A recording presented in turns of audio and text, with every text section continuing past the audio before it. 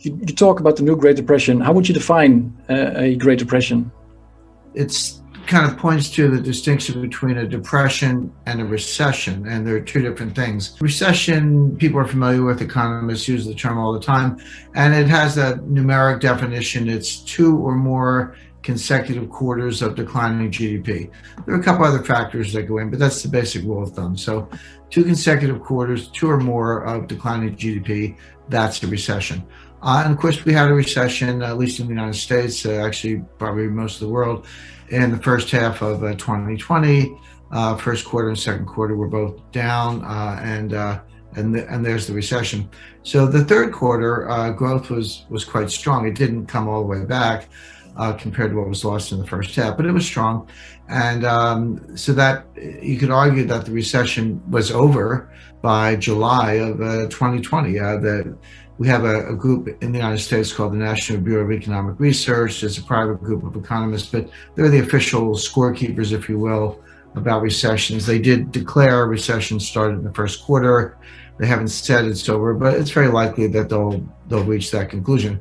A depression is different. Economists, first of all, don't like the word depression because it's more subjective. It's not as quantitative. It involves a lot of almost psychological, behavioral variables, if you will. But depressions are real; they happen, and we're in one now.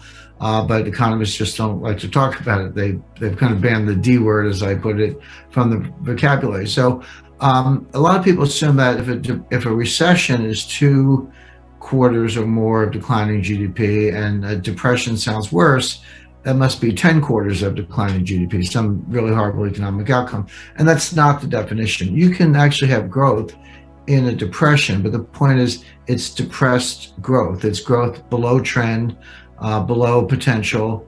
And for that matter, I think you could make a good case that we've been in a depression since 2008. You look at the recovery. Okay, we had a recovery from 2009 to 2019. It was the longest expansion in U.S. history, but it was also the weakest expansion in U.S. history. The average annual growth during that entire 10-year period was about 2.2%, whereas in all recoveries post-1980, the average recovery was 3.2%. So there's an example where you had growth, but it was a full percentage point below trend, below what we had done previously. If you go back even further to the end of World War II, forward, average recoveries were closer to 4.5%. Yeah. So if that's the potential in a developed economy and you're growing at 2.2, that's depressed growth. We can leave the definition of what happened for those 10 years for another day. But now the point is we've had a technical recession. We may be approaching another technical recession, the first back-to-back recession since 1980.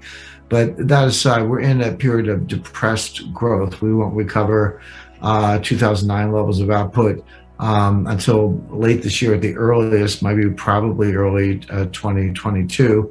And this will persist for not just years, but for perhaps a decade or more. This will be intergenerational in its impact. So that's what I mean by depression. I did an interview the other day, and I said this, could be or appeared to be worse than the Great Depression. And the person I was interviewing with said, well, hold on, the Great Depression, they recited some statistics since it hasn't been that bad yet. I said, well, you're missing the point. Those figures from the Great Depression took 4 years to play out. We've only been, or in some ways 10 years, if you go all the way up to 1940, we've only been in this for about a year. So let's, call me next year, the year after, see where things stand. But in my view, we're in a new Great Depression. It will persist. Will have intergenerational effects and will be very, very difficult to get out of. Even periods of growth will be very weak growth. Yeah, because I can imagine a lot of people think about high unemployment rate, for example, if they think about the Great Depression. And if you look at the unemployment rate, when we last spoke in April, it was sky high, around 15%, and then it went down all the way to around 6.3%. Of course, you can have a whole discussion about the definition of unemployment. In your book, you also describe the labor force participation rate, which has been declining over time.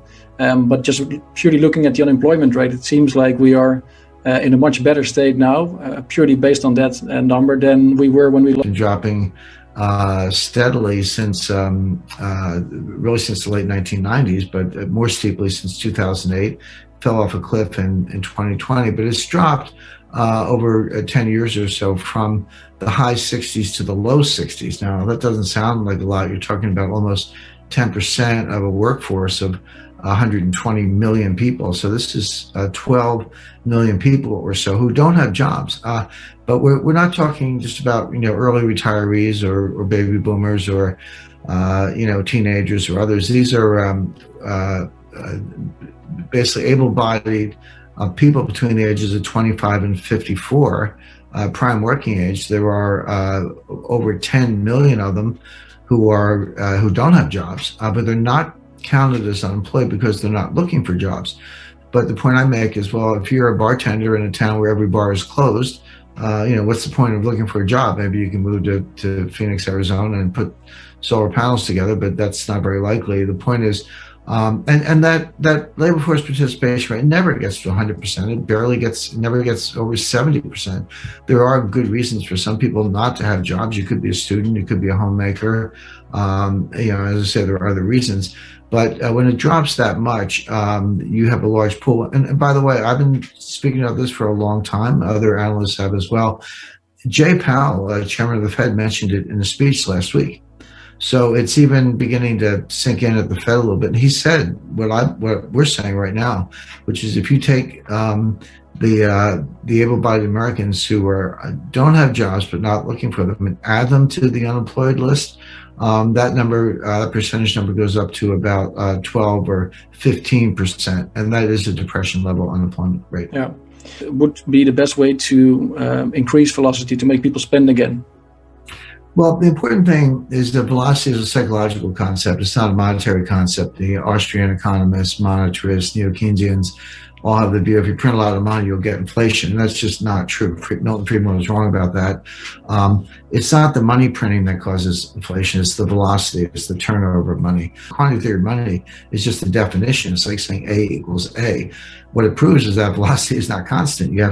It's good for thought experiments, but as a guide to policy, it's challenging because you can't. What Milton Friedman did, he held velocity constant and said you could dial up or dial down the money supply and with a cap on real GDP potential and no desire for inflation. If you want P to be 1, Q to be 3.5%, and you hold velocity constant, you just dial the money supply up or down and you get maximum real growth with no inflation. That was nirvana. The only problem with that is that velocity is not constant. It was a wrong assumption. So I remind people, $7 trillion times zero is zero. If you don't have velocity, you don't have an economy. So the question is, how do you get velocity to change? That's psychological. It's based on expectations. You have to get expectations to change. So central banks think that they can do it by holding interest rates at zero, but what message is the central bank sending when interest rates are zero? They're saying that they're worried about deflation. Well, if you're worried about deflation, why should I spend money? I'll just hold on to my money and wait till prices drop and go buy things more cheaply in the future. Or in fact, the real value of cash increases in deflation. So I'll increase my allocation to cash. I'll increase my savings.